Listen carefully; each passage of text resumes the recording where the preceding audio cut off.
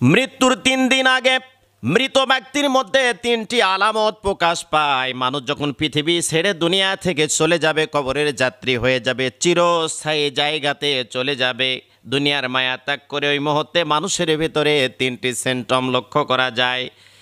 ১ নম্বরে হলো খাবার দাবার বন্ধ হয়ে যায়, পরিবর্তন হয়ে যায়। আগে কত খাবার খেত, অনেক খাবার খেত, মুখে অনেক রুচি ছিল, কিন্তু দেখা যায় মৃত্যুর আগ মুহূর্তে এসে মানুষটা যখন বুঝতে পারে আমি আর দুনিয়াতে বেঁচে থাকবো না, আস্তে আস্তে করে তার খাবারটা সংকীর্ণ হয়ে আসে।